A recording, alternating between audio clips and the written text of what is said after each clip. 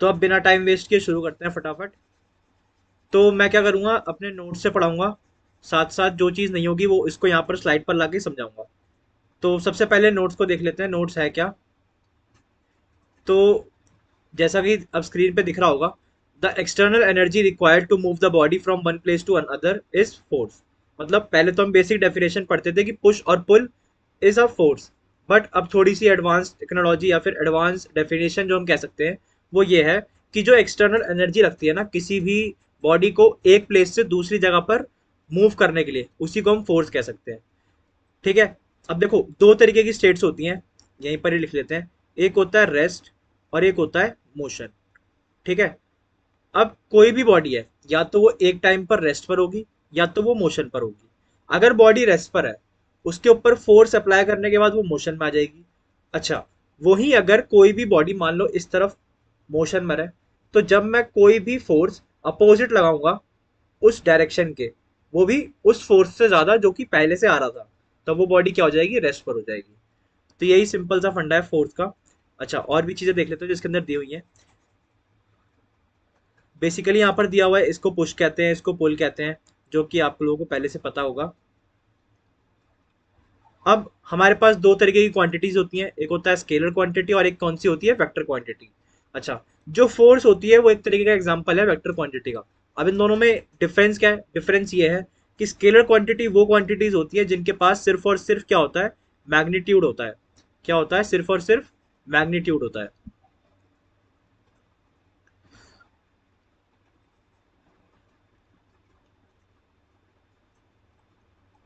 और vector quantities कौन कौन सी होती हैं, जिसके पास मैग्नीट्यूड प्लस डायरेक्शन दोनों होता है, जिसके पास मैग्नीट्यूड प्लस डायरेक्शन दोनों होता है।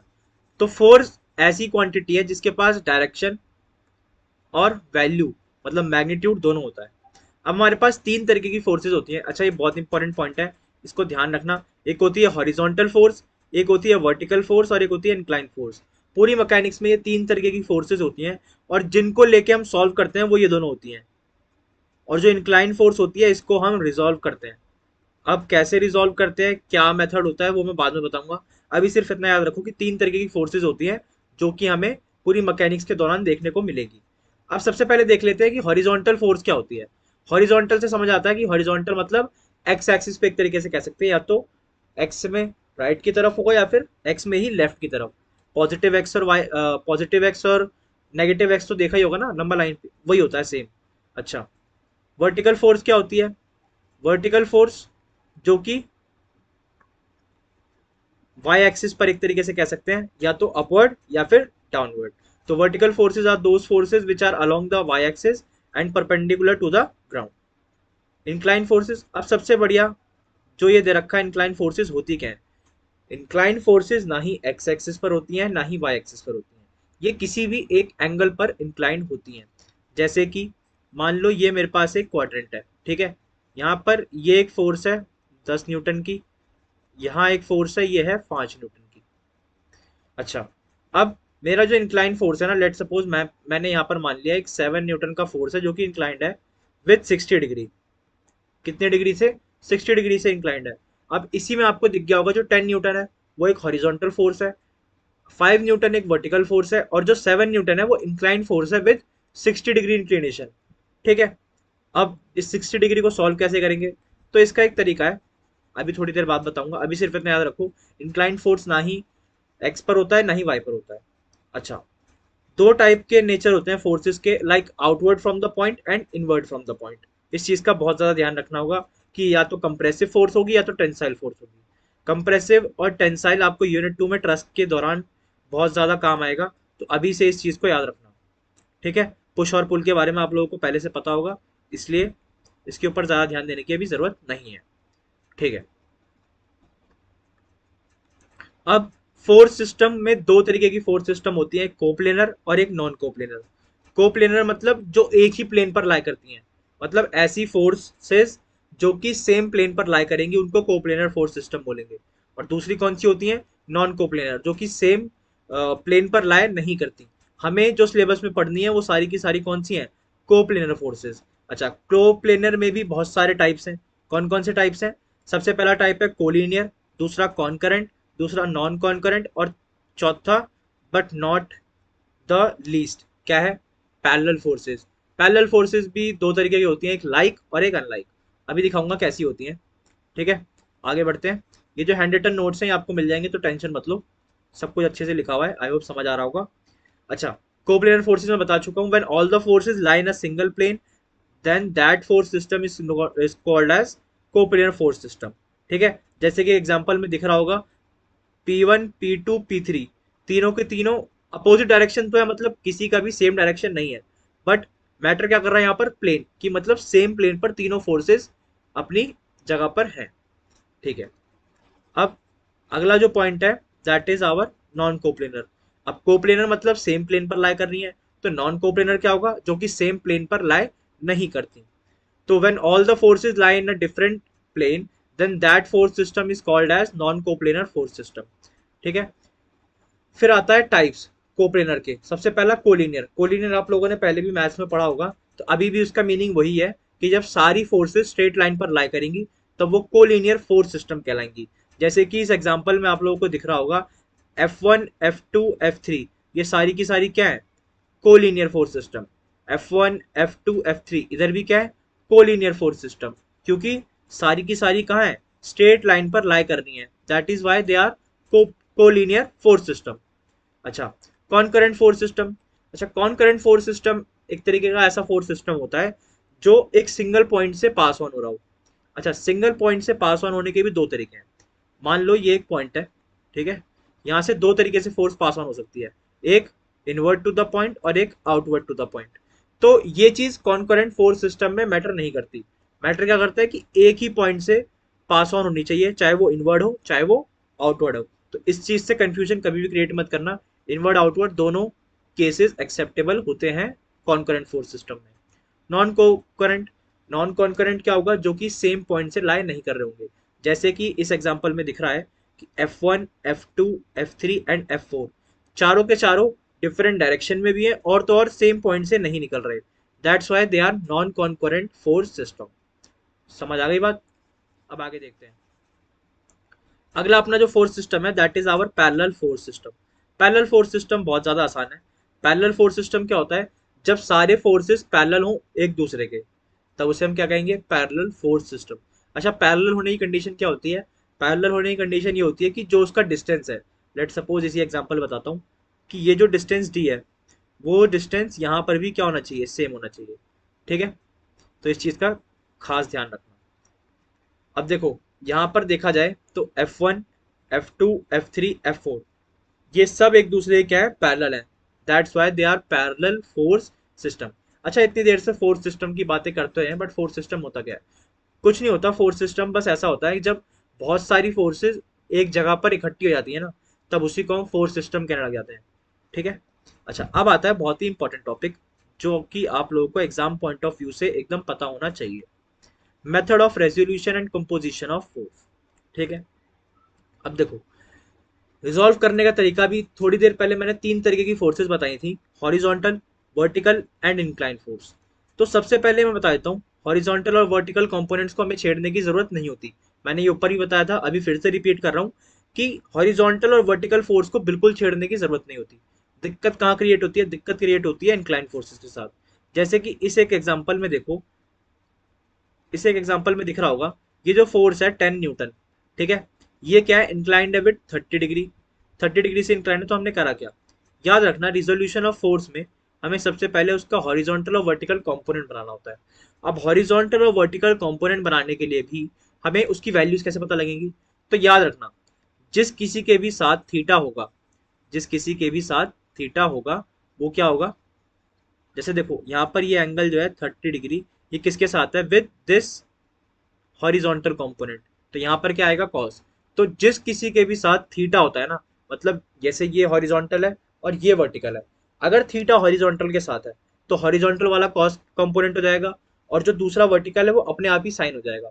लेट सपोज दूसरा एग्जांपल लेते हैं, अब की ये हॉरिजॉन्टल और ये वर्टिकल है, अब की जो मेरा थीटा है ना वो मेरे को वर्टिकल के साथ दे रखा है, तो होगा क्या, अब जो कॉस कंपोनेंट होगा उस वर्टिकल वाले का होगा, और अपने आप ही जो साइन कंपोनेंट होगा वो क्या हो जाएगा, हॉरिजॉन्टल वाले का हो जाएगा। तो यही होता है रिजोल्यूशन ऑफ फोर्स। जो कि पूरी मैकेनिक्स में आपको काम आएगा। तो इस चीज का खास ध्यान रखना। अब देखो एक और एग्जांपल, जैसे देखो यहाँ पर दे रखा है 15 किलो न्यूटन। अच्छा एक चीज और बहुत खास, जैसे इस 10 न्यूटन वाले एग्जांपल में देखो, जो डायरेक्शन था ना वो 10 का वो आउटवर्ड था, तो मैंने जो उसका हॉरिजॉन्टल और वर्टिकल कंपोनेंट का डायरेक्शन दिया वो भी आउटवर्ड दिया। अगला एग्जांपल देखो, अगला क्या था, 15 किलो न्यूटन बनाया हुआ है, 15 किलो न्यूटन था इनवर्ट टू द पॉइंट, मतलब अगर मैं देखूं तो इस पॉइंट के इनवर्ट था। तो ये जो इसके हॉरिजॉन्टल और वर्टिकल कंपोनेंट्स बनेंगे ना, ये भी क्या बनेंगे, इनवर्ट टू द पॉइंट। इस चीज का बहुत ध्यान रखना, इससे बहुत सारे चेंजेस पड़ जाएंगे।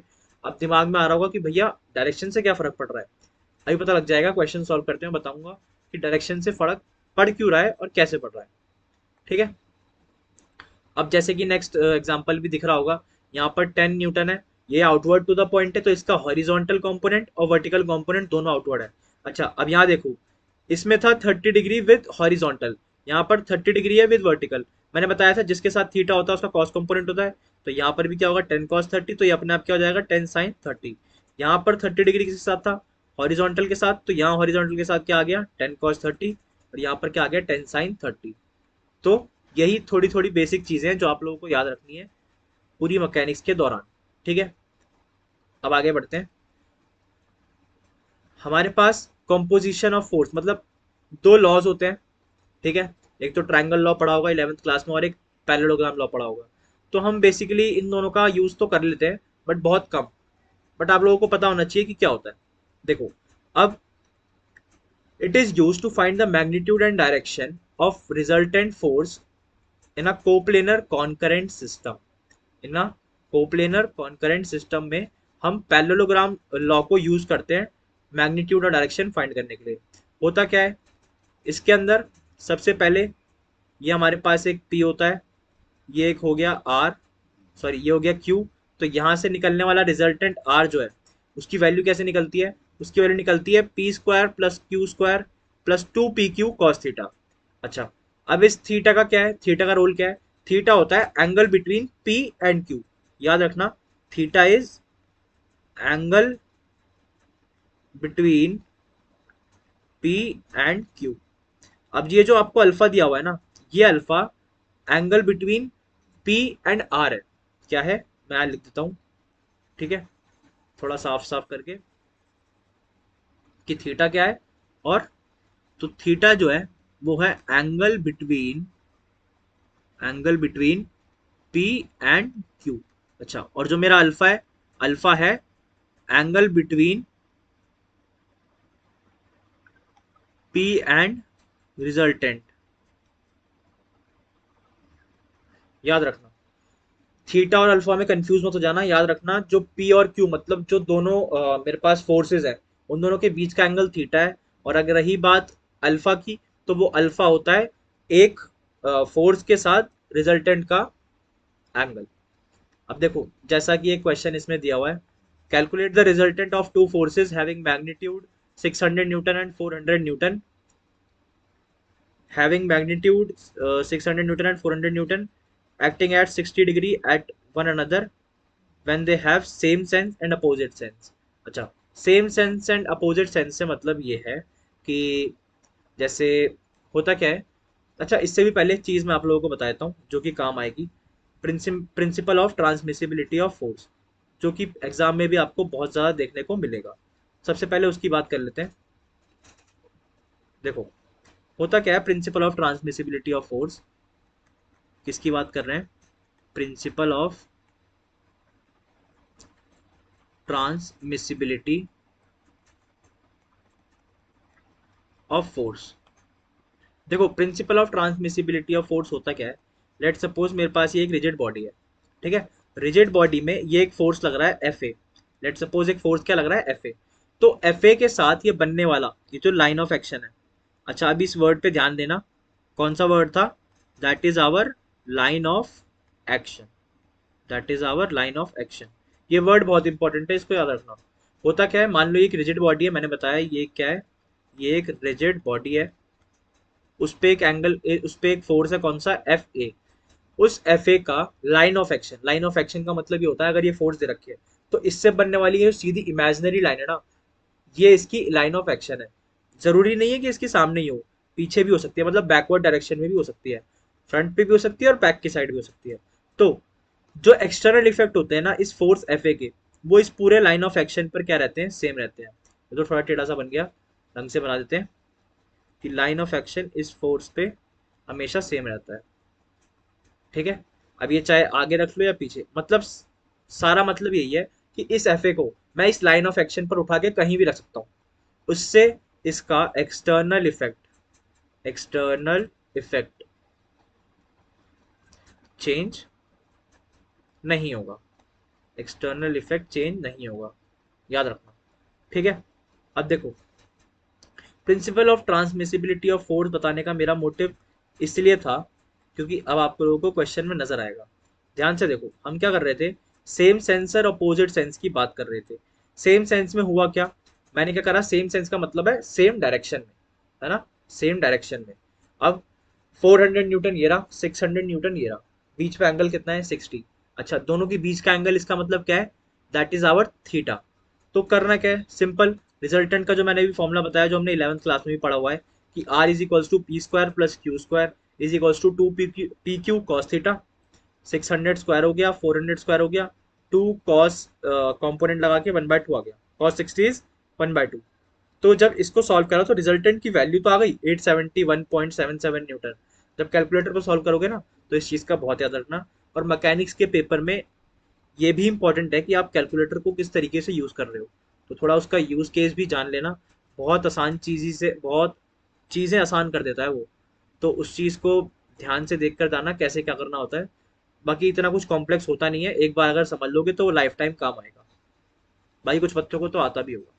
अब देखो, रही बात एंगल निकालने की, तो एंगल कैसे निकलता है, एंगल निकालने के लिए पीछे अभी एक फॉर्मूला हमने डिस्कस किया था, कौन सा फॉर्मूला, ये रहा, that is alpha is equals to tan inverse Q sine theta upon P plus Q cos theta.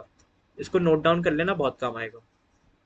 इसी फॉर्मूले को हमने यूज किया है, जब हमने यहाँ पर अल्फा निकाला तो क्या निकाला, tan इनवर्स, ठीक है, 400 इंटू रूट थ्री कैसे, sine theta, sine theta sine theta use करा, √3/2, तो 2 आ गया नीचे। ठीक है, और नीचे फिर से 600 प्लस 400/2। तो जब इस पूरे को उस फॉर्मूले के अंदर पुट डाउन करोगे तब तुम्हारे पास अल्फा की वैल्यू आ जाएगी क्या, दैट इज आवर 23.41 डिग्री। अच्छा, कंफ्यूज मत होना, ऐसी पॉइंट वाली डिग्री देख के, एग्जिस्ट करती हैं मैकेनिक्स में, ऐसे ही आंसर दिखेंगे जो कि थोड़े से अजीब होते हैं। अब ये तो सेम सेंस की बात थी, अब अपोजिट सेंस का मतलब बस ये होता है कि अब देखो, जैसे यहाँ पर तुम्हें दिख रहा होगा, यहाँ पर ये है 600 न्यूटन, 600 न्यूटन कुछ ऐसे बना हुआ है। अब इसी के लाइन ऑफ एक्शन में, मतलब यहीं पर अगर मैं इस फोर्स को यहाँ बना दूं तो अभी भी इसका जो एक्सटर्नल इफेक्ट है ना वो चेंज नहीं हुआ है। जैसे देखो ध्यान से, इस फिगर के अंदर मैंने बनाया तो इसको यहीं पर था, थोड़ा कलर चेंज करके दिखाता हूँ, जैसे ये बना तो यहीं पर था, बट मैंने इसको आगे शिफ्ट कर दिया, कहाँ, इसके लाइन ऑफ एक्शन पर। इसका एक्सटर्नल इफेक्ट अभी भी चेंज नहीं हुआ, मतलब ये क्वेश्चन अभी भी वैसा ही है जैसा पहले था। तो principal of transmissibility of force बहुत बार आपसे पहले क्वेश्चन में जो आता है ना, कंपलसरी वाला, उसमें बहुत बार पूछ लिया जाता है कि what is principal of transmissibility of force, और उसकी डेफिनेशन बताओ। तो उसकी डेफिनेशन में एक आप लाइन ऑफ एक्शन वाला वर्ड बहुत ध्यान रखना, और एक्सटर्नल इफेक्ट चेंज नहीं होता, इस चीज का भी ध्यान रखना। इंटरनल इफेक्ट की बात करूं प्रिंसिपल ऑफ ट्रांसमिसिबिलिटी में, तो वो होता है स्ट्रेन, पढ़ा होगा है ना, 11th 12th क्लास में पढ़ा है कि स्ट्रेन क्या होता है। तो वो सब में बातें नहीं करनी, आप बस इतना लिख देना कि एक्सटर्नल इफेक्ट पर चेंजेस नहीं आते। ठीक है, अब इस क्वेश्चन को आप खुद सॉल्व करते हो, फिर से वही हो गया है, पी इधर है, अब क्यू उधर है, रिजल्टेंट ऐसे जाएगा। ठीक है, सेम 11th क्लास में यही काम आपने किया हुआ है, आई होप इसमें ज़्यादा दिक्कत नहीं होगी। अब find the resultant for the given force system, also find the direction and position. अब फिर से क्वेश्चन क्वेश्चन अच्छा है, बेसिक के लिए अच्छा है। चलो देखो, एक यहाँ पर एक फोर्स है हॉरिजॉन्टल दैट इज 20 न्यूटन, एक वर्टिकल फोर्स है दैट इज 30 न्यूटन, दो इंक्लाइन फोर्सेज, एक 25 न्यूटन और एक 15 न्यूटन। ठीक है, होता क्या है, जो 15 न्यूटन है वो 60 डिग्री से इंक्लाइंड है, और जो 25 न्यूटन है वो किससे है, 30 डिग्री से इंक्लाइंड है। अब बात आती है कि इसका रिजल्टेंट निकालेंगे कैसे। याद रखना, जब कभी भी कोई ऐसे फोर्स सिस्टम दे रखे हो, हमें सारी चीजें हॉरिजॉन्टल और वर्टिकल, इन्हीं फोर्सेस में होना चाहिए। इंक्लाइन फोर्स को हमें हमेशा रिजॉल्व करना होता है, जैसे कि अभी पीछे मैंने बताया था। तो अगर रिजॉल्व की बात करूं तो रिजॉल्व कैसे करूंगा, 15 वाले को याद रखना, जो डायरेक्शन जैसे 15 का आउटवर्ड है ये रहा, तो इन दोनों का भी क्या होगा, आउटवर्ड। पीछे ही बताया था, फिर से बता रहा हूँ, 15 कॉस 60 डिग्री हो गया, और ये क्या हो गया, 15 साइन 60 डिग्री। ठीक है, अब इसको भी रिजॉल्व कर लो। इसको रिजॉल्व करूंगा, क्या आएगा, 25 कॉस 30 डिग्री, और यह आएगा 25 साइन 30 डिग्री। ठीक है, अब जब इन सबको रिजॉल्व कर लूंगा तो मेरे पास कुछ हॉरिजॉन्टल और कुछ वर्टिकल कंपोनेंट्स आ जाएंगे। अभी नीचे दिखाता हूँ इसका आंसर कैसे निकल रहा है। ठीक है, याद रखना बस सारी फोर्सेस हॉरिजॉन्टल और वर्टिकल में ही होनी चाहिए। जैसे देखो, अब रिजॉल्व करने के बाद, सारा रिजॉल्व करने के बाद ये चीजें, ये पूरा प्रॉपर रिजॉल्व करने के बाद चीजें हैं। अब देखो, सिग्मा एफ ऑफ एक्स का मतलब, सिग्मा एफ ऑफ एक्स का मतलब है कि एक्स पे लाई करने वाली सारी फोर्सेस का सम, वो क्या है। तो देखो, 25 cos 30 नेगेटिव क्यों लिखा हुआ है। अच्छा, यहां से याद रखना, अगर मैं हॉरिजॉन्टल की बात करूं तो राइट साइड जाने वाली हमेशा आपको पॉजिटिव लेनी है। जैसे कि पॉजिटिव एक्स एक्सिस होती है तो वो कहाँ होती है, राइट की तरफ, और जो नेगेटिव एक्स एक्सिस होती है वो लेफ्ट की तरफ होती है। तो सिंपल ये याद रखो कि जब राइट जाएंगी सारी फोर्सेस एक्स पर तो वो पॉजिटिव होंगी, और जब वहीं से कोई नेगेटिव आएगी तो वो कहाँ की तरफ होगी, लेफ्ट की तरफ होगी। मतलब नेगेटिव होगी लेफ्ट वाली, और राइट वाली क्या होगी, पॉजिटिव। अच्छा, वर्टिकल के लिए क्या करना है, वर्टिकल के लिए भी सेम, वर्टिकल के लिए भी क्या, जो अपवर्ड जाएगी वो पॉजिटिव, और जो डाउनवर्ड जाएगी वो क्या, नेगेटिव। तो इस चीज का खास ध्यान रखना। ठीक है, अब देखो, इसको रब कर लेते हैं। अब देखो, सिग्मा एफ ऑफ एक्स में वैल्यूज कैसे लिखी हुई है। 25 cos 30 जो था ना, वो कहाँ जा रहा था, लेफ्ट साइड जा रहा था। दैट्स वाई उसको मैंने क्या लिखा हुआ है, पॉजिटिव, नेगेटिव।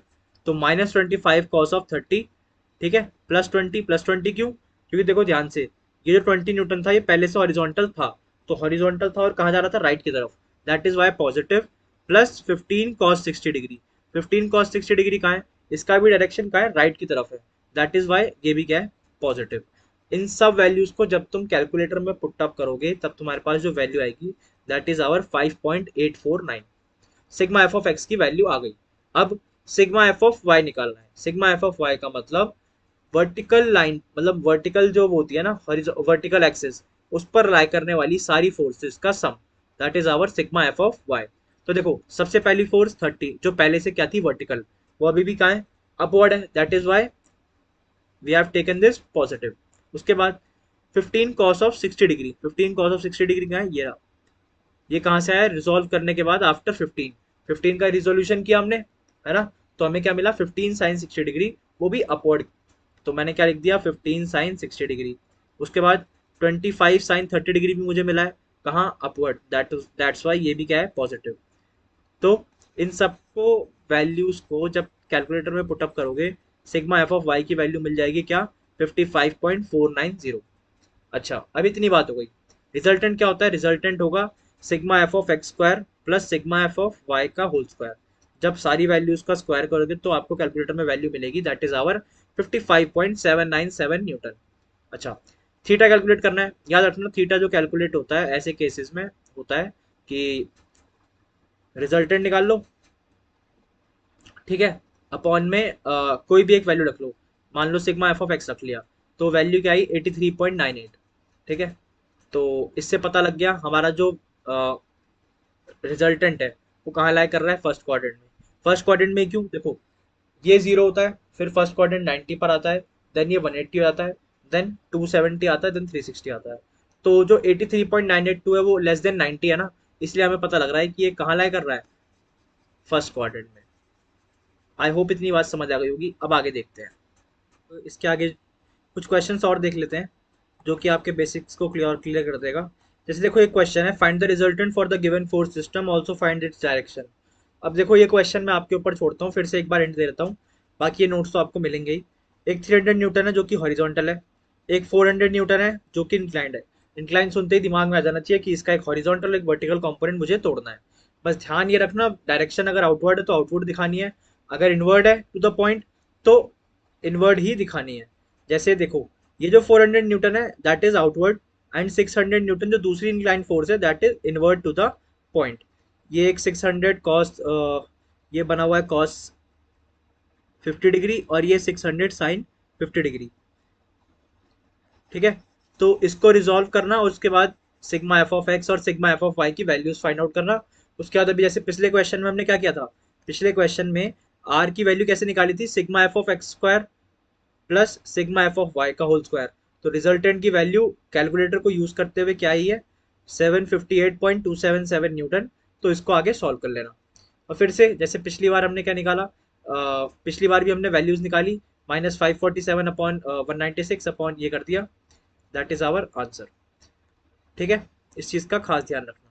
अब पता कैसे लगा कि ये जो रिजल्टेंट है ये लाई कहाँ कर रहा है, तो इस चीज का भी बहुत अच्छा मोटिव है। जैसे देखो, अब थीटा क्या आया, थीटा आया tan inverse -547/196 196 upon 524.94 is equals to tan inverse 1.042। तो ये जो थीटा आया after calculating all of this 46.178 आया। जो अब ये पता कैसे लगा कि रिजल्टेंट जो है हमारा फोर्थ क्वाड्रेंट में है, क्वेश्चन ये है। तो देखो, पता तब लगा क्योंकि हमारी जो वैल्यू है सिग्मा एफ ऑफ एक्स का है, sigma F of X is positive, है ना, और sigma F of Y is negative. तो क्वाड्रेंट अगर याद होंगे तो plus plus is first quadrant, minus plus is second quadrant, third quadrant is minus minus and fourth quadrant is plus minus. तो जब कभी भी हमारी वैल्यू प्लस माइनस होगी तो वो कहाँ लाई करेगी, फोर्थ क्वाड्रेंट में। तो याद रखना सिग्मा एफ ऑफ एक्स और वाई ये दोनों हमें ये भी बताती हैं कि हमारा जो रिजल्टेंट है वो बेसिकली कौन से क्वाड्रेंट में लाई कर रहा है एक्चुअल में। ठीक है, तो इस चीज का भी खास ध्यान रखना। और ये जो डायग्राम मैंने साइड में बनाया हुआ है ना, ये भी पेपर में बना के आना है, जिससे टीचर को लगे कि इसको सारे कॉन्सेप्ट्स पता है, बेइज्जती मत कराना वहाँ पे। देखो, find the resultant for the given force system, also find the direction and its position. ये फिर से आप लोगों के लिए, डू इट योरसेल्फ, इसे खुद करना। आई होप हो जाएगा इतनी नॉलेज के बाद तो। ठीक है, अब आगे बढ़ते हैं। Find the resultant of the force system, ये सारे क्वेश्चन सब मैं आपके ऊपर छोड़ रहा हूँ। ठीक है, ये भी कुछ खास क्वेश्चन नहीं है, इससे एक बार गो थ्रू हो जाओगे तो सारी चीजें आपको मिल जाएंगी। ठीक है, ये भी एक छोटा सा क्वेश्चन है। Forces of 2 kilo newton, 4 kilo newton, 6 kilo newton and 8 kilo newton respectively acts as on a regular pentagon as shown in figure. Regular pentagon पे एक्ट कर रही है। Find the resultant and magnitude and its position. तो इसको भी खुद solve करना, same वही है, बस थोड़ी सी वैल्यूज बड़ी करके आप लोगों को पेंटागन में शो करके कंफ्यूज करने की कोशिश की गई है। अभी भी कॉन्सेप्ट वही रहेगा कि सिग्मा एफ ऑफ एक्स की वैल्यू निकालो, सिग्मा एफ ऑफ वाई की वैल्यू निकालो। रिजल्टेंट कैसे निकालोगे, सिग्मा एफ ऑफ एक्स का whole square plus sigma of F of Y का होल स्क्वायर, और रिजल्टेंट इज इक्वल्स टू फिर जो वैल्यू आएगी उसको रखो, फिर sigma F of Y upon sigma F of X, इससे क्या निकलेगा, थीटा। फिर थीटा को पता कैसे लगेगा कहाँ लाई कर रहा है, तो वैल्यू पर डिसाइड करता है किसकी, सिग्मा एफ ऑफ एक्स और सिग्मा एफ ऑफ वाई की। अब देखो ये जो क्वेश्चन है, find the magnitude and direction of resultant of the following system of forces and show it by a sketch. Sketch से शो करना है। 4 Newton due north, 3 Newton acting north west towards the point, 1.5 acting due east and 1 Newton acting 30 degree west of south away from the point. तो ये भी easy question है, और थोड़ा direction का ध्यान रखना। डायरेक्शन क्या, नॉर्थ ऊपर, बहुत बार भूल जाते हैं बच्चे, मैं बता देता हूँ फिर से। नॉर्थ कहाँ होता है बेटा, नॉर्थ होता है अपवर्ड, साउथ होता है जस्ट इसके अपोजिट, ईस्ट होता है राइट की साइड एंड वेस्ट होता है लेफ्ट की साइड। ठीक है, फिर से आ जाते हैं अगले क्वेश्चन पे। तो आई होप ये सारे क्वेश्चन हो जाएंगे। अब थोड़ा अगले टॉपिक्स की तरफ देखते हैं, देखते हैं नोट्स में कहाँ दिया हुआ है आगे। अब देखो, बहुत ही इंपॉर्टेंट थ्योरम है वेरिग्नन थ्योरम, जो कि पेपर में भी बहुत बार पूछी जाती है और इससे रिलेटेड क्वेश्चंस भी आ जाते हैं। तो वेरिग्नन थ्योरम यूज क्यों होती है, सबसे पहले तो ये देखो, मैंने यहाँ पर छोटा सा एक पॉइंट लिखा हुआ है, क्या, Varignon theorem is use to find the position of non concurrent coplanar force system. आपको पता होना चाहिए कि वेरिग्नन थ्योरम बेसिकली यूज क्यों हो रही है। तो वेरिग्नन थ्योरम हम यूज कर रहे हैं to find the position of non concurrent coplanar force system. ठीक है, तो इस पॉइंट को नोट डाउन कर लेना, इसलिए मैंने नोट्स में भी इसको साइड में बॉक्स बना के लिखा हुआ है। और एक चीज याद रखना, जो अभी तक हम पढ़ते हुए आ रहे हैं, मतलब जो हमने एजम्पशन अभी तक मानी है, मैंने क्या बताया, राइट जाएगी तो पॉजिटिव, लेफ्ट जाएगी तो नेगेटिव, अपवर्ड जाएगी तो पॉजिटिव, डाउनवर्ड जाएगी तो नेगेटिव। ऐसे ही सिमिलरली जब क्लॉकवाइज जाएंगे तो पॉजिटिव लेंगे, और जब एंटी क्लॉकवाइज जाएंगे तो क्या लेंगे, नेगेटिव लेंगे। अब देखो एक बार एबीसी है, ठीक है, जो कैरी कर रहा है 20 newton at A downward, 30 newton at B upward, 40 newton at C downward. Compute the resultant force and locates its position from A if A B is equal to 6 meter and B C is equal to 8 meter. बहुत अच्छा question है। अब देखो साफ साफ उसने बोल दिया कि मुझे पोजीशन लोकेट करके दिखाओ, ठीक है। तो आपको पता लग जाना चाहिए जब कभी भी पोजीशन की बात हो तो किसकी बात हो रही है, वेरिंगटन थ्योरम की। किसकी बात हो रही है, वेरिंगटन थ्योरम की। अब वेरिंगटन थ्योरम होता क्या है, वेरिंगटन थ्योरम होता है it is use to find the position, जो मैंने अभी आपको बताया non concurrent coplanar force system के लिए। अब सॉल्व कैसे करेंगे, सबसे पहली चीज आपको इस क्वेश्चन में नजर आ रही होगी, जैसा कि उसने मुझे पूरी फिगर में बताया, तो उसके अकॉर्डिंग जो फिगर बनती है वो ये बनती है ना। अब 20 Newton downward, 30 Newton upward, 40 Newton downward, ये बताया। अब देखो आगे, इसके अंदर कोई भी जो हॉरिजॉन्टल फोर्स है वो एग्जिस्ट नहीं कर रही, that is why it is sigma F of X is equals to 0। Now coming on to sigma F of Y, sigma F of Y आप लोगों को दिख रहा होगा, 30 ऊपर जा रहा है तो पॉजिटिव, बाकी दोनों 20 और 40 जो है ना वो डाउनवर्ड आ रहे हैं, दैट इज वाई वो दोनों के दोनों हमने क्या लिखे हुए हैं, नेगेटिव लिखे हुए हैं। तो जब इन सबको मैंने लिखा तो मेरे पास जो सिग्मा एफ ऑफ वाई की वैल्यू आती है ना, दैट इज आवर 30 न्यूटन। क्या वैल्यू आ रही है, 30 न्यूटन। अच्छा 30 न्यूटन, तो 30 न्यूटन से आप लोगों को पता क्या लगा, देखो हमें साफ चीजें पता लग रही हैं। जो आपको बार दिख रही है, एक उस पर 40 लग रहा है, एक उस पर 20 लग रहा है, तो सबसे ज्यादा फोर्सेस लग कहाँ रही है, किस तरफ, तो सबसे ज्यादा जो फोर्सेस हैं वो लग रही हैं टुवर्ड्स, कहाँ पे, टुवर्ड्स नीचे, क्योंकि 40 और 20 मिलके 60 हो गई, तो 60 को क्या 30 उतना बैकअप कर दे पाएगा, नहीं। तो जो हमारी रिजल्टेंट है ना वो भी कहाँ लगेगी, नीचे की तरफ। अब मुझे पता लग गया जो मेरी रिजल्टेंट है वो वर्टिकली डाउनवर्ड एक्ट तो कर रही है। तो वेरिंगटन थ्योरम क्या बोलती है, वेरिंगटन थ्योरम का सिंपल सा मोटिव सिर्फ इतना होता है, वेरिंगटन थ्योरम एक तरीके के अगर मैं कहूँ ना मोमेंट की तरह होता है। अब मोमेंट क्या होता है भैया, अच्छा मोमेंट की भी बात कर ही लेते हैं। अब मोमेंट का नाम लिया है तो चलो इसको थोड़ा स्लाइड में बताता हूँ। मोमेंट क्या होता है, स्लाइड चेंज करते हैं। देखो बेसिकली मोमेंट क्या होता है, मोमेंट का तरीका क्या होता है, मान लो ये कोई एक स्क्वायर बॉक्स है, ठीक है, ये ए है, ये बी है, ये सी है और ये डी है। यहाँ से एक फोर्स जा रही है, मान लो 5 न्यूटन, यहाँ से एक फोर्स जा रही है 10 न्यूटन, ठीक है, और ये भी एक फोर्स चलो मान ही लेता हूँ, दैट इज आवर 15 न्यूटन, और ये एक जा रही है 25 newton and that is our 30 newton, ठीक है। अब देखो मेरे से बोला कि find moment, moment about point A, point A के अबाउट मुझे मोमेंट फाइंड करके दिखाओ। अब थोड़ा सा ट्रिकी हो गया ना।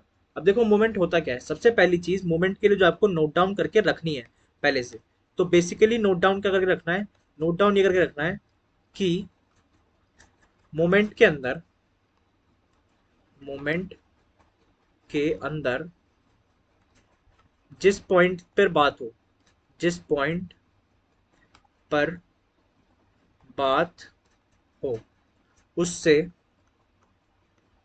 आने जाने वाली फोर्सेस, आने जाने वाली फोर्सेस विल बी जीरो, मतलब उसको हम नेग्लेक्ट ही कर देंगे। अब इस क्वेश्चन के अंदर मेरे से उन्होंने बोला हुआ है कि मोमेंट अबाउट ए फाइंड करके दिखाओ।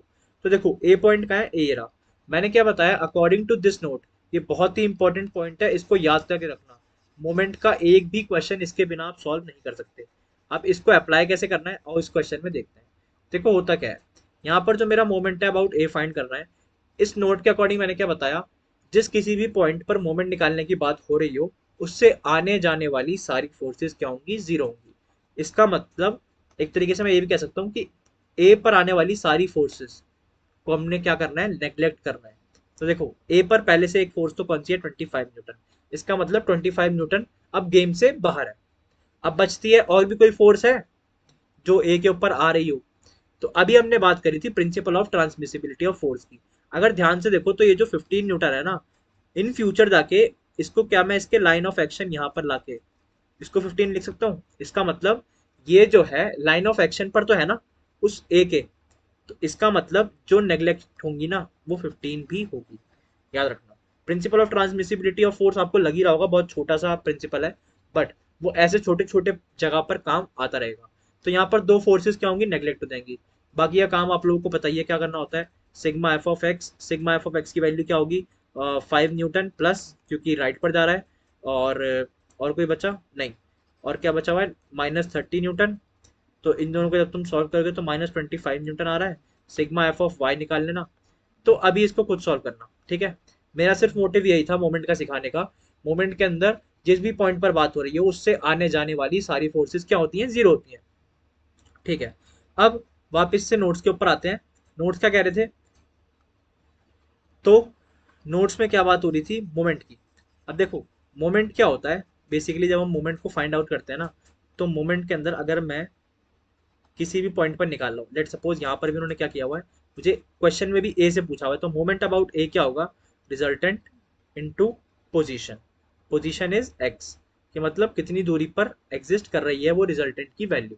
जैसे ये एक बार है, मैंने ये तो बता दिया कि डाउनवर्ड रिएक्ट कर रहा है, डाउनवर्ड कितने से, 30 न्यूटन से वो रिएक्ट तो कर रहा है, बट ये ए से इसका डिस्टेंस कितना है, तो दैट इज आवर एक्स, ठीक है। तो कंफ्यूज मत होना कि ये वैल्यू है क्या।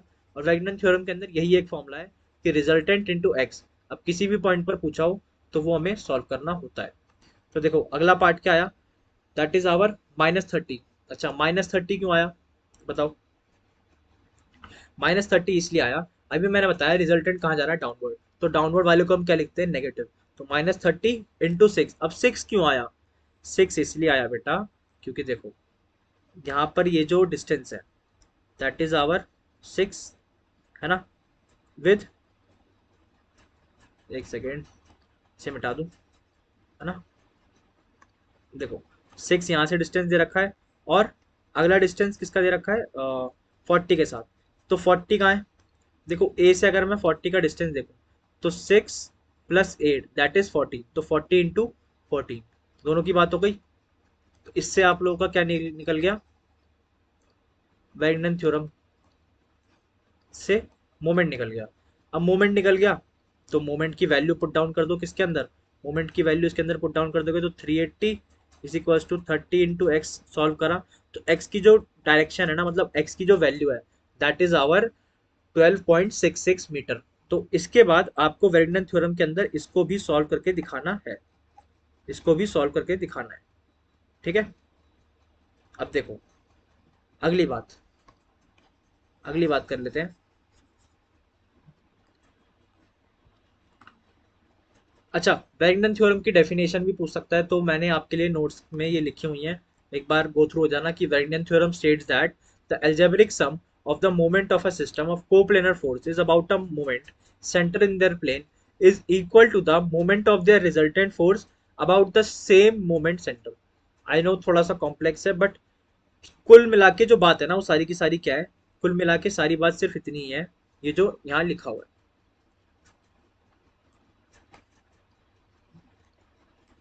ये जो लिखा हुआ है ना, ये सारी बात इस डेफिनेशन की सिर्फ इतनी है कि moment is equals to R into X, ठीक है। वेरिंगटन थ्योरम सिर्फ इतनी सी बात स्टेट करता है। अब देखो इस क्वेश्चन में क्या बोल रहा है, find the resultant force for the given force system with respect two point P. अब पॉइंट पी से निकालना है। देखो सेम कॉन्सेप्ट है, मतलब मैकेनिक्स में बार बार ना घूम घूम के चीजें वही पूछता है। रिजल्टेंट कैसे निकलता है, sigma F of X sigma F of Y. अब देखो होता क्या है, मैं बता देता हूँ, ये बार बार हम इन्हीं का क्यों यूज कर रहे हैं कि sigma F of X sigma F of Y. तो ये है क्या, बेसिकली ये जो है ना, ये सारी की सारी एक तरीके से हम कह सकते हैं इक्विलिब्रियम कंडीशंस है। क्या है बेटा, इक्विलिब्रियम कंडीशंस, इक्विलिब्रियम कंडीशंस। तो इक्विलिब्रियम कंडीशंस हमारे पास तीन होती हैं, एक sigma F of X find करना, sigma F of Y find करना, और एक मोमेंट फाइंड करना अबाउट, मान लो अगर मैं इसे फाइंड कर रहा हूँ तो ये तीनों क्या है, इक्विलिब्रियम कंडीशंस। हम बार बार मैकेनिक्स में sigma F of X sigma F of Y sigma मतलब मोमेंट का सम, यही बार बार कैलकुलेट करते हैं। तो इस चीज से कभी भी घबराना नहीं है, बार बार चीजें यही रिपीट हो रही होंगी, और इंक्लाइन फोर्स को हमें बस क्या करना है, रिजॉल्व करना है। चलो फिर से आते हैं नोट्स के ऊपर। इस क्वेश्चन को आप खुद से करना, बस वही जो वेरिंगटन थ्योरम का पार्ट है ना, वही सेम इसमें लगा हुआ है, सारे क्वेश्चन सेम है, ये भी अब सेम है। तो वेरिंगटन थ्योरम के ऊपर मैं इतना ध्यान नहीं दे रहा, क्वेश्चंस आपके पास हैं, मैंने सॉल्व करके रखे हुए हैं। क्वेश्चन पढ़ना, खुद करना, ना आए तो मुझे बताना। ठीक है, इतना टाइम वेस्ट इसके ऊपर नहीं करते हैं। नीचे आते हैं, वेरिडन थ्योरम के ऊपर क्वेश्चंस कर लिए। अच्छा, सीधा हम सेंट्रॉइड के ऊपर आ गए। अच्छा, अब सेंट्रॉइड के ऊपर आए हैं तो थोड़ा सेंट्रॉइड देख भी लेते हैं। चलो सेंट्रॉइड देख भी लेते हैं। अब करना क्या है, देखो सेंट्रॉइड के लिए सबसे पहले, चलो कुछ और टॉपिक बताता हूँ पहले।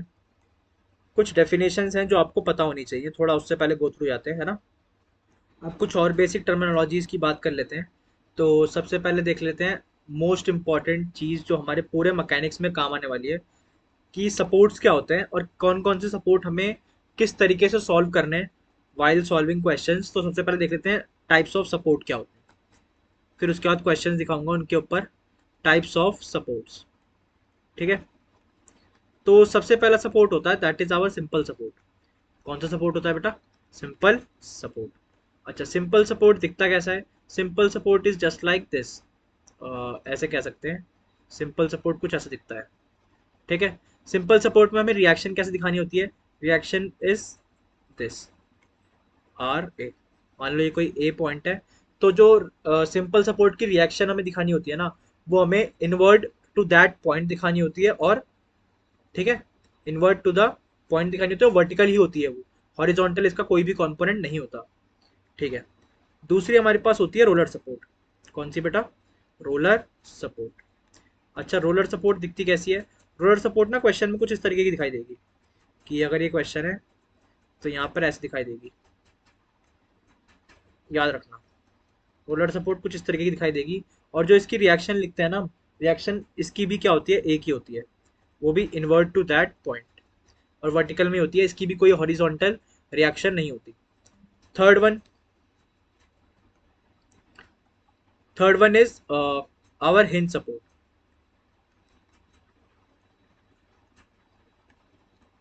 हिंज सपोर्ट कैसी दिखती है, हिंज सपोर्ट बेटा ऐसी दिखती है,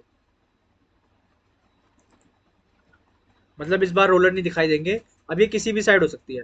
तो इसकी जो रिएक्शन होती है ना, ध्यान से देखना, कि बहुत बार दिखता है क्वेश्चंस में, इसकी एक वर्टिकल और तो और एक हॉरिजॉन्टल, दोनों इसके कंपोनेंट्स होते हैं।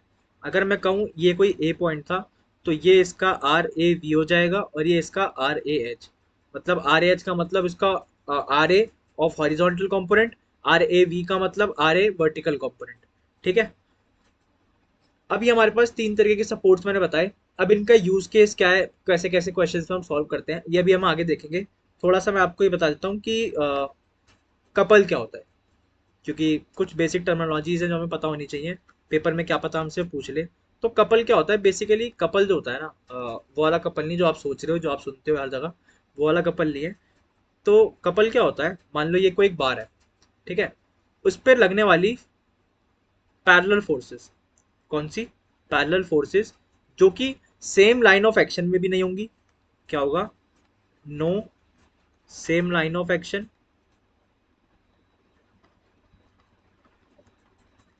और तो और दोनों पैरेलल फोर्सेस होंगी। क्या होंगी, पैरेलल, पैरेलल फोर्सेस होंगी। मैग्नीट्यूड भी दोनों के क्या होंगे, सेम होंगे। तो भैया काम क्या होता है इसका, इसका सिर्फ और सिर्फ एक ही मोटिव होता है, टू प्रोवाइड,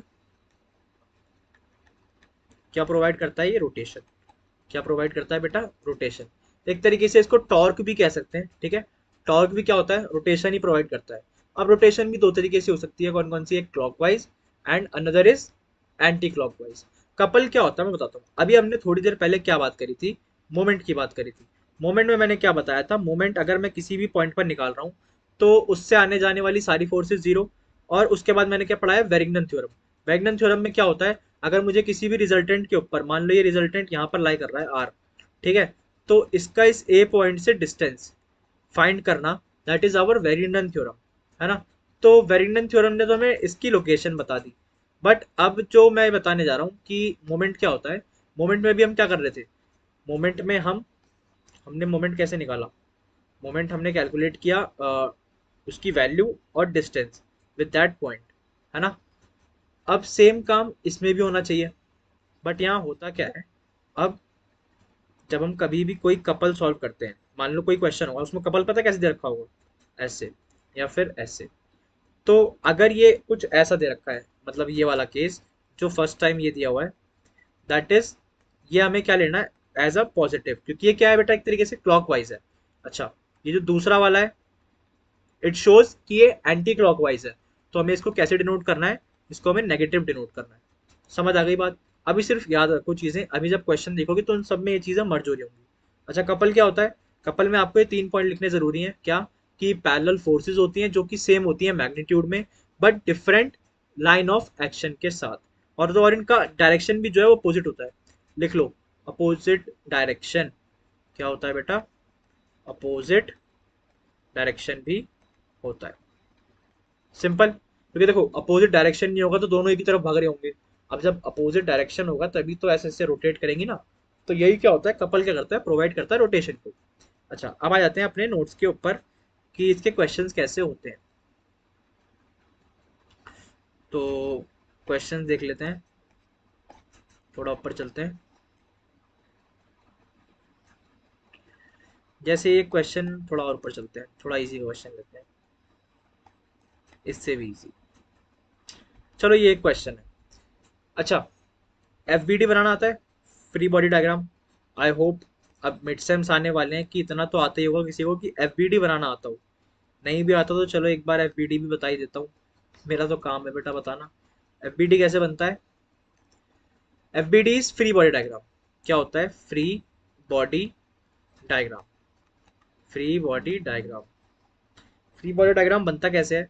मतलब जैसे मान लो ये कोई बॉक्स पड़ा हुआ है, तो इसका एफबीडी सबसे पहले तो याद रखना, सेंट्रली वर्टिकली डाउनवर्ड बनता है। और तो और अगर इससे लगी हुई कोई रिएक्शन, जैसे मान लो ये कोई बॉक्स है ना, ऐसे कहीं पड़ा हुआ है किसी एक कॉर्नर में, तो इससे लगने वाली रिएक्शंस ये हो गई और एक ये हो गई।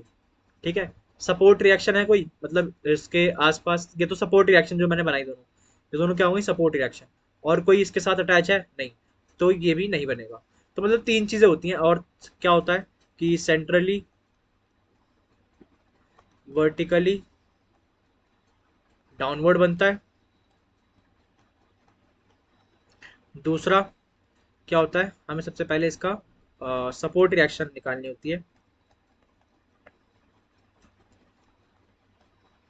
सपोर्ट रिएक्शन भी हमने लगा दी। तो इसको पूरे को हमें करने के बाद फ्री बॉडी डायग्राम हमें मिल जाता है। अब आ जाते हैं क्वेश्चन के ऊपर। वैसे इतनी छोटी सी बात आप लोगों को पता होनी चाहिए थी, फिर भी मैंने बता दी।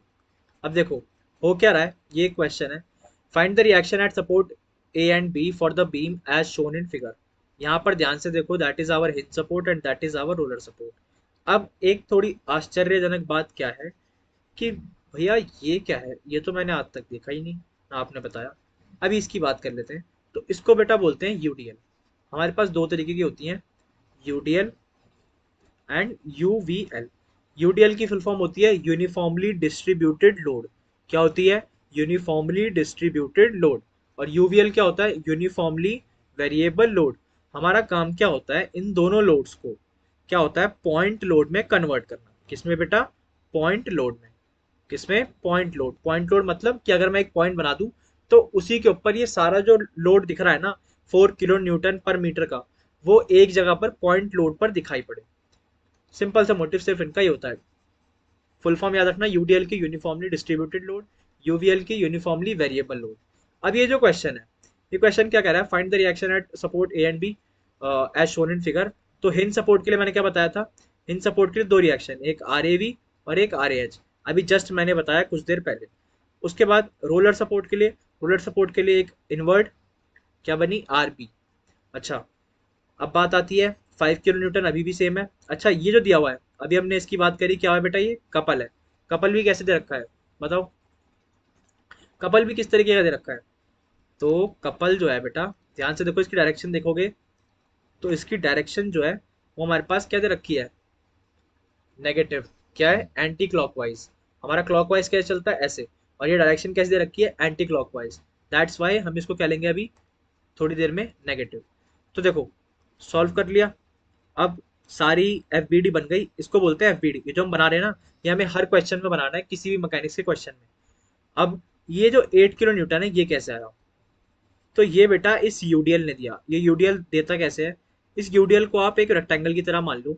जिसमें एक ऊपर वैल्यू क्या है 4 किलो न्यूटन पर मीटर, है ना, और नीचे जो डिस्टेंस दे रखा है इसके साथ दैट इज आवर 2, ये जो डिस्टेंस है दैट इज 2। तो इन दोनों का जैसे रेक्टेंगल का एरिया नहीं निकालते, वैसे ही समझ लो कि breadth into height that is our 4 into 2 is 8। तो इसका जो फोर्स लेंगे वो हम 8 किलो न्यूटन लेंगे। अच्छा, अब बात आती है कि भैया इसको बनाएंगे कहाँ। तो इसको बनाने का तरीका ऐसे होता है कि मान लो ये बेस बाय 2 पर बनता है, जैसे मेरा यहाँ पर जो बेस है वो 2 है, तो 2 बाय 2 इज 1।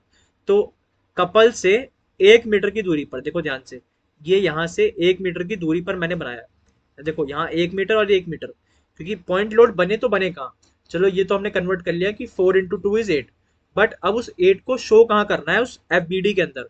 तो उस एफ के अंदर कपल के जस्ट 1 मीटर दूरी पर, 1 मीटर दूरी पे क्यों, मैंने बताया कि उस पॉइंट लोड को कहाँ शो करना होता है, बेस बाय 2 के डिस्टेंस पे। तो बेस क्या था 2 एंड अपॉन 2 इज 1। तो 1 मीटर की दूरी पर वहां से यूडीएल को शो करना है। आई होप एफबीडी इसके बाद समझ आ गया होगा। सारी चीजें मैंने नोट्स के अंदर लिखी हुई हैं, एक बार इससे गो थ्रू हो जाओगे तो मजा आ जाएगा। इसके बाद सिंपल काम, देखो एक्स पर यहाँ पर कोई फोर्स नहीं दे रखी सिवाय एक के, कौन सी, आर एच, वो भी कहाँ जा रही है, पॉजिटिव की तरफ जा रही है, पॉजिटिव की तरफ जा रही है, दैट इज आवर पॉजिटिव। उसके बाद अगला क्या दे रखा है, sigma F of Y, sigma F of Y में R B positive, R A V positive, 5 kilo newton नीचे आ रहा है नेगेटिव, 8 किलो न्यूटन भी नीचे आ रहा है तो नेगेटिव। तो यहाँ से जो मेरे पास इक्वेशन आई that is our R B plus R A V minus 13 is equals to 0। अच्छा, अभी भी काम खत्म नहीं हुआ, अभी मैं बताया था ना इक्विलिब्रियम की कंडीशंस कौन कौन सी, sigma F of X, sigma F of Y और मोमेंट इज इक्वल्स टू 0। अच्छा, मोमेंट का मैंने क्या बताया था, सबसे पहला 5, मोमेंट अबाउट पॉइंट ए निकाल रहा हूँ। तो अबाउट पॉइंट ए के अलावा यहाँ पर क्या बचा हुआ है 5, 5 ए से कितनी दूरी पर है, 1 मीटर की दूरी पर। तो 5 इंटू 1, बताया था ना वेगनन थ्योरम में भी क्या बताया था कि फोर्स इंटू में डिस्टेंस उस फोर्स से। उसके बाद 25 देखो, 25 मैंने बताया था कपल एज इट इज लिखा जाता है, इसके साथ कोई डिस्टेंस नहीं लिखी जाती। कपल याद रखना, कपल और मोमेंट में यही डिफरेंस है। मोमेंट क्या होता है, मोमेंट क्या होता है, फोर्स इनटू प्रोडक्ट, मतलब फोर्स और डिस्टेंस का प्रोडक्ट। कपल क्या होता है, बेसिकली पूरी वही चीज होती है, मतलब जो हम कैलकुलेट मोमेंट में कर रहे थे ना, कपल पूरा का पूरा कैलकुलेटेड वही होता है कि आप डायरेक्टली कपल को मोमेंट की इक्वेशन में पुट कर सकते हो विदाउट पुटिंग इट्स डायरेक्शन, मतलब पोजीशन।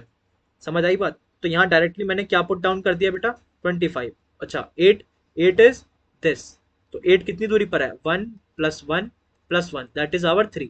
तो 8 इंटू 3, आर बी कितनी दूरी पर है, 1 plus 1 plus 1 that is our 4। तो 4 आर बी इंटू 4, यहाँ से मेरे पास वैल्यू क्या मिली, इन सबको अभी मिटा लेते हैं क्योंकि अभी नोट्स में फिर आपको गंदा दिखेगा बहुत ज़्यादा। ये नोट्स में आपको प्रोवाइड कर दूंगा, इस चीज़ की टेंशन मत लेना। यहाँ से जो आरबी की वैल्यू आई after solving all of this is R B is equals to 1। अब इस वैल्यू को कहाँ पुट कर दो, इस वैल्यू को इस फर्स्ट इक्वेशन में पुट कर दोगे, आपके पास आर ए वी आ जाएगा, और इस आर ए वी से आपको क्या मिल जाएगा, थीटा। थीटा क्या होगा, tan inverse vertical upon horizontal. तो जब इस पूरे को आप सॉल्व करोगे तो आपके पास रिएक्शन क्या आएगी, आर ए और आर ए वी मिल गया आपको, ये रहा, आर बी की भी वैल्यू मिल गई। तो रिएक्शंस की वैल्यू निकालनी थी बेसिकली। अच्छा, अब नेक्स्ट क्वेश्चन है, ये आप खुद करना, ठीक है। मैं बता देता हूँ, एक बार हिंट फिर से दे देता हूँ करना क्या होता है। इसको मैं मिटा देता हूँ कहीं बाद में आपको दिक्कत ना हो, ठीक है। अब नेक्स्ट क्वेश्चन दिखा देता हूँ वो है कैसा। देखो नेक्स्ट क्वेश्चन में आपको दिया हुआ है, आपकी यूवीएल दिया हुआ है, पहले यूडीएल दिया हुआ था, अब यूवीएल दिया हुआ है। अब यहाँ पर क्या करेंगे, देखो फिर से एक हिंज सपोर्ट, एक रोलर सपोर्ट, और एक क्या दिया हुआ है, यूवीएल। यूवीएल को सॉल्व कैसे करते हैं, जैसे वहां मैंने बताया उसको रेक्टेंगल मान लो, यहाँ पर उसको क्या मानना होता है, ट्रायंगल की तरह ट्रीट करो, half into base into height. अच्छा, अब पॉइंट लोड कहाँ बनाते हैं, पॉइंट लोड मैंने यहाँ लिखा हुआ है b/3 के डिस्टेंस पे, मतलब जितना बेस है उससे अपॉन 3, और जैसे यहाँ पर आ रहा है 1 इस क्वेश्चन के अंदर, तो कब मतलब वहां से उतने की 1 मीटर की दूरी पर वहां पे आपको पॉइंट लोड शो करना है, ठीक है। आई होप ये क्वेश्चन आपसे हो जाएगा, इस नोट्स के रेफरेंस से आप सॉल्व कर लीजिएगा इस क्वेश्चन को।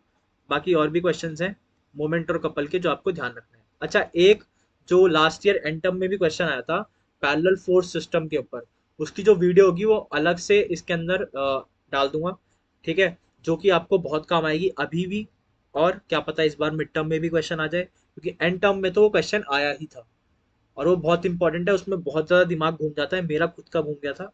तो अब आप लोगों के लिए वो ईजी हो जाएगा, क्योंकि मैं वो वीडियो सेपरेटली उस एंड टर्म वाले क्वेश्चन को सॉल्व करवा के आपके लिए वहाँ पे पुट डाउन कर दूंगा। तो उस चीज़ की टेंशन मत लेना। अच्छा, अब और नीचे आते हैं। देखो यहाँ पर भी सपोर्ट्स निकलवा रहा है, तो आई होप अब आपको सपोर्ट्स की कोई दिक्कत नहीं रही होगी। अच्छा, रही बात इक्विलिब्रियम की, तो इक्विलिब्रियम वाले क्वेश्चंस जो हैं वो आप इसके अंदर खुद देख लीजिएगा। और सेंट्रॉइड और centre of gravity, centre of mass, ये सब चीज़ें। चलो सेंट्रॉइड अभी बताता हूँ, सबसे पहले थोड़ा इक्विलिब्रियम के आपको क्वेश्चन दिखा देता हूँ। ये तो फिर से वही आ गया, ठीक है। इक्विलिब्रियम नीचे होगा, थोड़ा मैनेज करना पड़ता है इसको। आई होप कहाँ गया, ठीक है। ये तो है हमारा सेंटर ऑफ ग्रेविटी, नोट्स के अंदर सारा है, आप जब देखोगे ना। अच्छा, ये रहा इक्विलिब्रियम। इक्विलिब्रियम के क्वेश्चंस थोड़ा और नीचे, वो बॉल वाले क्वेश्चंस भी देख लेते हैं ना, तो अच्छा लगता।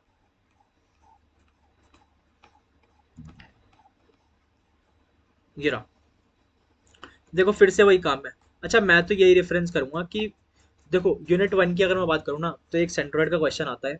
सेंट्रॉइड का क्वेश्चन भी कैसे आता है, या तो आपको प्रूव करने को आ जाएगा वैल्यूज को, या फिर वैल्यूज निकालने को आ जाएगा। और एक ना एक क्वेश्चन मोमेंट कपल के ऊपर या फिर पैरेलल फोर्स सिस्टम के ऊपर आता ही आता है। और रही बात छोटे छोटे क्वेश्चंस की, तो principal of transmissibility of force पूछ लिया जाता है। क्या पता आपसे कपल पूछ लिया जाए, उसकी प्रॉपर्टीज पूछ ली जाए। और और इस चैप्टर के अंदर अगर मैं देखूं, तो वेरिएंट के ऊपर भी क्वेश्चन आ जाता है। और रिजोल्यूशन तो है ही मेन चीज़, जो होती आती ही आती है।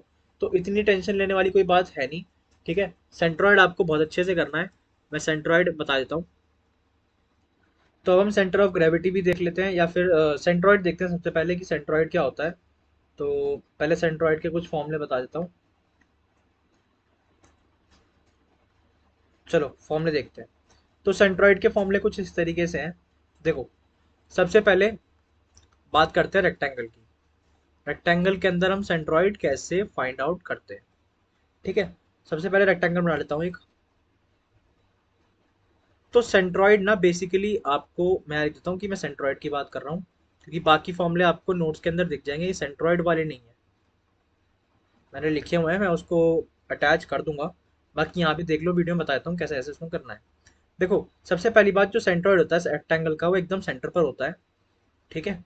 उसकी जो वैल्यूज हैं वो ऐसे आती हैं कि सेंटर पर बनेगा पॉइंट, ठीक है। वहां से मान लो जो मैं ये सारी वैल्यूज दे रहा हूँ ना, ये सारी की सारी मान लो ये मेरी वाई एक्सिस है, and that is our X axis, that is our X axis and that is our Y, ऐसा मान लो। तो यहाँ से वाई से जो डिस्टेंस है ये है, ठीक है। जो एक्स से डिस्टेंस है वो ये है। अब देखो, अब इसका जो फॉर्मूला बनता है ना, किसका, ये जो इसका बेस होता है that is our base by 2। ये भी पूरा क्या होता है, बेस बाय 2, ठीक है। ये क्या होता है, हाइट बाय 2। और ये बचा हुआ भी क्या होता है, हाइट बाय 2, याद रखना, ठीक है। और जो इसका एरिया होता है वो तो पता ही होगा, बेस इंटू हाइट। तो इतना उसका कुछ सोचने की ज़रूरत है नहीं, एरिया की भी ज़रूरत होती है, बट आप लोगों को ये छोटी छोटी चीज़ें पता ही होंगी। दूसरा क्या होता है, semi circle. Second one is semi circle. Semi circle कैसे दिखता है, सेमी सर्कल कुछ इस तरीके का दिखता है। सेमी सर्कल कुछ इस तरीके का दिखता है। सेमी सर्कल में जो सेंटर होता है वो कुछ इस तरफ होता है, यहाँ से। और फिर से वही एक्स और वाई कुछ ऐसा ही दिखता है इसका। देखो क्वेश्चन में जब तक तुम्हें एक्स और वाई की रेफरेंस ना दी जाए, तब तक बाय डिफॉल्ट तुम्हें जो मैंने बताई है वही लिखनी है, कि ये मेरा वाई से डिस्टेंस है और ये मेरा एक्स से। अगर वो देता है तो वैल्यूज तो यही रहेंगी, बट थोड़ा देखने का तरीका अलग हो जाएगा, जैसे अभी क्वेश्चन में दिखाऊंगा कैसे हो रहा है वो, ठीक है। अभी सिर्फ वैल्यूज पे ध्यान दो। तो यहाँ की जो वैल्यू है दैट इज आवर आर, ये आर ही रहती है, कि 2r मिलके डायमीटर बन जाएगा। और मेन चीज चेंज आता है यहाँ पर, दैट इज आवर 4r/3 पाई, ठीक है। और ये क्या हो जाता है, r-4r/3 पाई। इस चीज़ का याद रखना। इसकी मैं फोटो भी डाल दूंगा, उस चीज़ की टेंशन मत लेना। और इसका एरिया क्या होता है, πr² बाय 2, ये इसका एरिया होता है। अब दो फिगर्स की और बात कर लेते हैं। तीसरा होता है राइट एंगल ट्रायंगल। मैंने वो फिगर्स लिए हैं जो बार बार पेपर में मुझे देखने को मिलती हैं, ठीक है। राइट एंगल ट्रायंगल,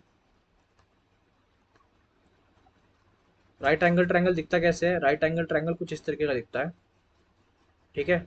अब इसमें भी सेम वही चीज़, बाय डिफॉल्ट ये मेरा x और ये मेरा क्या हो जाएगा बेटा, y। ये मेरा x और ये पूरा का पूरा क्या हो जाएगा, y, ठीक है। उसके बाद इसमें जो वैल्यूज होती हैं वो कुछ इस तरीके से दिखती हैं। इसका जो सेंटर होता है वो यहाँ होता है, ये इसके डिस्टेंस विद एक्स और ये वाई, और ये होता है b/3। एक बार यहाँ रख लेते हैं, दैट इज आवर b/3, और बची हुई 2b/3। सेम यहाँ पर भी ये होता है h/3, और ये 2h/3। आई आई नो थोड़ी राइटिंग गंदी हो रही है, बट जब नोट्स में दिखेंगे तो साफ ही दिखेंगे। ये तो अभी आप लोगों को बस फॉर्मेलिटी के लिए बताने पड़ रहे हैं। Fourth one is quarter circle. क्या होता है क्वार्टर सर्कल? क्वार्टर सर्कल बहुत दिखता है पेपर में। क्वार्टर सर्कल कैसा होता है? कुछ इस तरीके का, ठीक है। ये इसका x और ये इसका y, ठीक है। क्वार्टर सर्कल की वैल्यू क्या होती है? इसका भी सेंटर कुछ यहाँ होता है। इसकी वैल्यूज किस तरीके की होती हैं? इसके अंदर हमारा जो वैल्यूज होती हैं वो ये होती हैं 4r/3π, ठीक है, और ये r-4r/3π, याद रखना।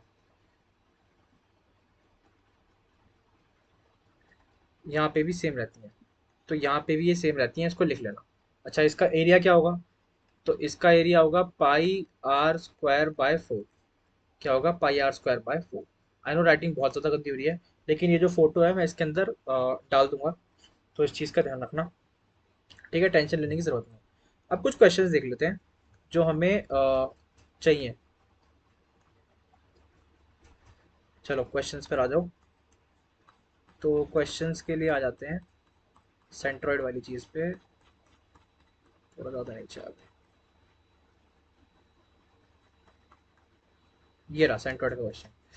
Locate the centroid for the given shape with respect to the reference X and Y axis. देखो एक्स और वाई एक्सिस क्वेश्चन में गिवन है।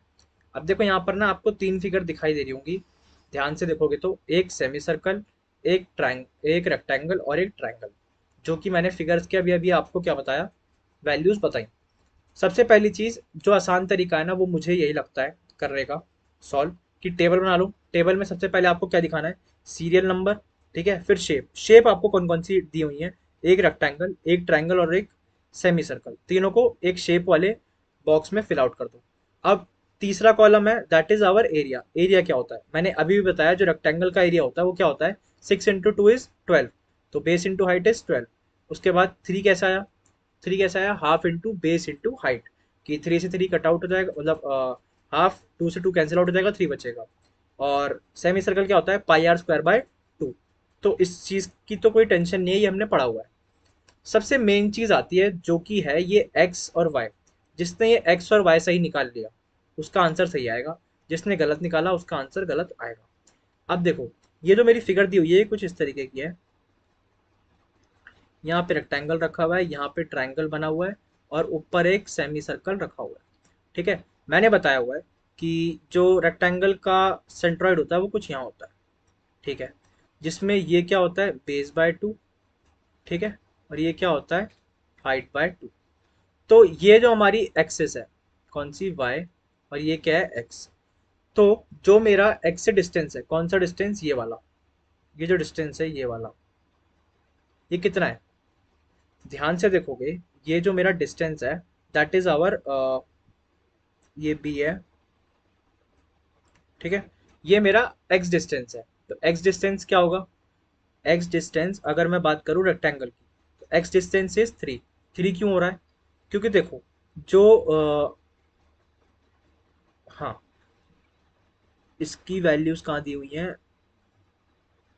अच्छा देखो, बहुत सिंपल है। अच्छा, यहाँ पे थोड़ा सा इन्होंने कंफ्यूजिंग क्या कर दिया, कंफ्यूजिंग ये करा, ध्यान से देखो, सेमी सर्कल में ना ये जो वैल्यू दे रखी है दैट इज आवर 3, ठीक है। तो 3 है तो इसका मतलब ये भी रेडियस 3 होगा। तो इस पूरे को अगर मैं मिला दूं टाया, तो क्या होगा? 6, है ना। तो यही 6 क्या होगा? इस नीचे वाले का बेस। यही 6 क्या होगा? इस नीचे वाले का बेस। तो इस बेस का जब मैं हाफ ऑफ करूंगा तो 6/2 इज 3। तो ये जो डिस्टेंस मुझे मिल गया that is our x is equal to 3। अब y1 कैसे आया भैया इसका? तो y1 आने का तरीका कुछ इस तरीके का था। ध्यान से देखो, जो डिस्टेंस दिया हुआ है ना आपको 2, ये इसकी हाइट दी हुई है पहले से रेक्टेंगल की। मैं अभी पीछे कहाँ फंस रहा था, मैं देख रहा था कि इसका बेस क्यों नहीं दिया हुआ। तो बेस हमें निकालना कहाँ से था? बेस हमें सेमी सर्कल के रेडियस से। रेडियस को जब मैं डबल कर दूंगा मुझे डाया मिल गया। तो वो जो डाया है ना, वो एक तरीका क्या बना हुआ है? लेंथ बना हुआ है, मतलब बेस बना हुआ है। तो उसी बेस को यूज करते हुए मैंने उसका बेस बाय 2 निकाल लिया, और उस बेस बाय 2 से मुझे क्या मिल गया, 3। अब 2/2 इज, जब मैं इस 2 का 2/2 करूंगा तो मुझे क्या मिल गया, y में वैल्यू 1। ठीक है, याद रखना, बहुत इंपॉर्टेंट चीज है। इसके बाद अब अगली चीज देख लेते हैं। अगली चीज है that is our right angle triangle. ये एक ही क्वेश्चन कराऊंगा, इस पे बहुत ज्यादा ध्यान देना। राइट एंगल ट्रायंगल कैसे निकाल रहे हैं? राइट एंगल ट्रायंगल में मैंने बताया था इसका सेंटर सर्कल कहाँ होता है, सेंट्रॉइड होता है कुछ यहाँ पर, है ना, सेंट्रॉइड कहाँ होता है, यहाँ पर। तो अगर मैं बात करूं इस रेफरेंस से, कौन से, इस एक्सिस के रेफरेंस से, तो ये तो मेरा सेंट्रॉइड हो गया, ठीक है, इस रेक्टेंगल ट्रायंगल का। बट ये दूर एक्स एक्सिस से तो इतना है ना, याद रखना यही गलती होती है। फिर से बताता हूँ, क्या, अगर मैं सिर्फ सेंट्रॉइड की बात करूं ऑफ राइट एंगल ट्रायंगल, तो वो तो ये होता है ना, कि मेरा पॉइंट यहाँ पर है। बट अब जो मेरा एक्स और वाई से इसकी दूरी है ना, देखो, एक्स से तो दूरी ठीक है, वाई से इसकी दूरी जो है ना, ये भी एड ऑन होनी पड़ेगी इसमें। एड ऑन क्यों होगी? क्योंकि भैया तभी तो वो जाके लाइन उस वाई एक्सिस पर मीट करेगी ना। तो ये डिस्टेंस भी जो 6 मीटर है ना इसके अंदर, इसका बेस, ये भी इसके अंदर एड ऑन होगा टू प्रोवाइड दिस डिस्टेंस। ठीक है, ये डिस्टेंस प्रोवाइड करने के लिए 6 मीटर भी मुझे इसके अंदर एड ऑन करना पड़ेगा। तो 6 + 1 कैसे हो गया? क्योंकि देखो, जब मैं राइट एंगल ट्रायंगल का बेस निकालता हूँ तो बेस बाय 3 करता हूँ, तो ये पहले से 3 है, तो ये 1 हो जाएगा, तो 6 + 1 इज 7। तो x की वैल्यू क्या मिल गई मुझे यहाँ पर, 7। सिमिलरली यहाँ पर जब मैं y की वैल्यू कैलकुलेट करूंगा तो y कैसे निकाल रहा हूँ, y मुझे फिर से क्या मिल गया, यहाँ जब मैं y कैलकुलेट करूंगा तो यहाँ पर देखो, इसको कैलकुलेट करने के लिए ये क्या होता है, h/3 होता है। डिस्टेंस क्या दिया हुआ है, डिस्टेंस है 2, मतलब ये जो हाइट है, ये हाइट किसके इक्वल होगी, इस 2 के। तो 2/3 इज 0.666, तो उसकी वैल्यू भी मैंने यहाँ पर लिख दी। मतलब बार बार ना चीज़ों को देखना है, और जिसने एक्स और वाई की वैल्यू दही से निकाल ली, उसके बाद उस क्वेश्चन, मतलब क्वेश्चन बिल्कुल हलवा हो जाता है, उसके बाद सोचने की इतनी जरूरत नहीं पड़ती। अच्छा, अब आ जाते हैं इस सेमी सर्कल पे। सेमी सर्कल का सेंटर कहाँ होता है, यहाँ पर होता है सेंट्रॉइड। जब इसको मैं यहाँ से यहाँ कैलकुलेट करता हूँ तो वो कैसे निकलेगा, ऐसे, है ना। तो देखो ध्यान से, अब इसका जो y से डिस्टेंस है वो तो चलो ठीक है, बट इसका जो x से डिस्टेंस है वो होना तो इतना चाहिए था, है ना, सिर्फ इतना सा। बट अब इसमें ये वाला डिस्टेंस भी मुझे ऐड ऑन करना पड़ेगा, जो कि कितना है, 2 है। तो इस 2 को भी मुझे ऐड ऑन करना पड़ेगा उस हाइट पर जाने के लिए। ठीक है, तो बस इतना सा फंडा था जो आपको इसके अंदर ध्यान देना था। तो जब आप इस पूरे को कैलकुलेट करोगे तो इसमें जो x की वैल्यू आएगी दैट इज आवर 3, और जब y की वैल्यू कैलकुलेट करोगे वो आएगी 3.273। अच्छा, ये ए एक्स ए वाई क्या है, ए एक्स इज, जब आप एरिया का 3 से मल्टीप्लाई करोगे 36, जब ए वाई करोगे तो 12 × 1 is 12, 3 × 0.66 is 21, sorry A into x, फिर ए इंटू वाई इज 1.978, फिर इसका इससे मल्टीप्लीकेशन और इसका इससे मल्टीप्लीकेशन, ये आंसर आएगा। अब सेंट्रॉइड निकलता कैसे है, ये तो चलो टेबल की बात हो गई। इसके बाद आपका बहुत सिंपल सा काम बचता है सेंट्रॉइड का। सेंट्रॉइड निकलता कैसे है, सेंट्रॉइड निकालने का तरीका क्या है, अब ये हमारे पास जो ए एक्स और ए वाई की वैल्यूज आई, इन दोनों का समेशन कर लो, मतलब सम निकाल लो। कैलकुलेट करोगे, जब कैलकुलेटर से सम निकालोगे तो मेरे पास एक सिग्मा ए एक्स आ गया, मतलब ए एक्स का सम आ गया पूरे का, और एक सिग्मा ए वाई आ गया। सिग्मा ए एक्स की जो वैल्यू आई वो आई 99.41। कैलकुलेट करने लगा, इसमें थोड़ा साफ नहीं दिख रहा। और हमें जो होता है एरिया का भी समीशन निकालना पड़ता है, मतलब जिसे हम कहते हैं सिग्मा ए, उसका जब समीशन निकाला तो वो आया 29.137। तो उससे डिवाइड कर दूंगा तो मेरे पास एक्स का सेंट्रॉइड आ जाएगा। मतलब सेंट्रॉइड बेसिकली क्या है, एक टोटल एक्स कॉमा वाई की वैल्यू, इस पूरी फिगर की, किसकी, इस पूरी फिगर की एक्स कॉमा वाई की वैल्यू। तो इसकी जो x की वैल्यू कैसे निकलती है, सिग्मा ए एक्स अपॉन सिग्मा ए। सिमिलरली y के लिए सिग्मा ए वाई अपॉन सिग्मा ए। मतलब नीचे का सिग्मा ए तो सेम रहेगा, ऊपर एक बार सिग्मा ए एक्स जब x निकाल रहा हूँ, और जब y निकाल रहा हूँ तो सिग्मा ए वाई। इस चीज का ध्यान रखना, ठीक है। तो जब सारी चीजों को मैं उस क्वेश्चन में पुट डाउन कर दूंगा तो मेरे पास वैल्यू आ जाएगी किसकी, एक्स और वाई की। तो सेंट्रॉइड का क्वेश्चन बहुत ईजी होता है। अच्छा, सेंट्रॉइड से भी हटके क्या होता है, कभी कभार ना वैल्यूज प्रूव करने को आ जाती हैं कि बताओ ट्रायंगल का ये सेंट्रॉइड कैसे आया। तो इसकी जो वीडियोज है मैं इसी के अंदर एड ऑन करवा दूंगा, आप इसमें एड ऑन रहेंगी तो एक बार उसके प्रूफ को भी एक बार आप देख लेना, क्योंकि आ जाता है पेपर में। कभी कभार क्या होगा, सेंट्रॉइड निकालने को नहीं आएगा, प्रूफ करने को आ जाएगा, तब कहोगे भैया ने कराया नहीं। तो मैं उसी में ऐड ऑन कर दूंगा, जिससे आप लोगों के लिए ईजी हो जाए। बाकी जहां तक है मिड टर्म में, मुझे नहीं लगता कि वो लोग ऐसा प्रूफ वाला काम करेंगे, मिड टर्म में आ सकता है। तो इस छोटे से बेसिक कॉन्सेप्ट को ध्यान रखना।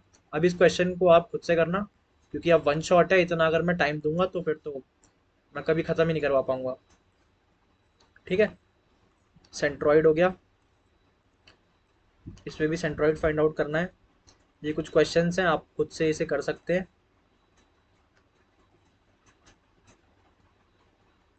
ठीक है, अच्छा, जैसे काम यहाँ पर हो रहा था वैसे ही सेंटर ऑफ ग्रेविटी में, सेंटर ऑफ ग्रेविटी के क्वेश्चन बहुत कम आते हैं, बहुत कम आते हैं। ठीक है, ज़्यादातर सेंट्रॉइड पूछा जाता है, फिर भी आप लोगों की तसल्ली के लिए मैंने यहाँ पर सारे फॉर्मूले सिलेंडर के, कोन के, स्फेयर के, हेमिस्फेयर के, क्यूब के इसमें दिए हुए हैं। आप इससे एक बार गो थ्रू हो जाना, और इसके बाद मुझे नहीं लगता कि आपको किसी चीज़ की ज़रूरत पड़ेगी। अच्छा, और तो और रेडियस ऑफ गायरेशन भी आपके सिलेबस में है और पैरेलल एक्सिस थ्योरम भी आपके सिलेबस में है। तो उस चीज़ को भी मैं क्या करूँगा, जो उसकी वीडियो है उसी में ऐड ऑन हो जाएगी। आप देख लेना एक बार, छोटी सी वीडियो है 5 मिनट की, उसके उसमें उसमें डेफिनेशन है या फिर जो भी कॉन्सेप्ट है वो उसके अंदर ऐड ऑन है। तो एक बार उससे गो थ्रू हो जाना, उसके बाद आपको किसी भी चीज़ की ज़रूरत नहीं पड़ेगी। आई होप आपको यूनिट 1 में मज़ा आया होगा। अब हम यूनिट 2 पे मूव ऑन करेंगे। यूनिट 2 में बेसिकली मैं आपको बताऊं तो ट्रस्ट का एक 10 नंबर का क्वेश्चन आना ही आना है, चाहे वो मिड टर्म हो चाहे वो एंड टर्म हो। क्या पता मिड टर्म में उसकी मार्किंग कम हो जाए, क्वेश्चन थोड़ा कम लेंदी हो, बट एंड टर्म में तो 10 नंबर उसको आना ही आना है। तो उसका जब तक मैं एक क्वेश्चन अच्छा सॉल्व नहीं करवाऊंगा तब तक मज़ा नहीं आएगा। तो उसका क्वेश्चन हम यूनिट 2 में देखेंगे। तब तक के लिए टाटा बाय बाय।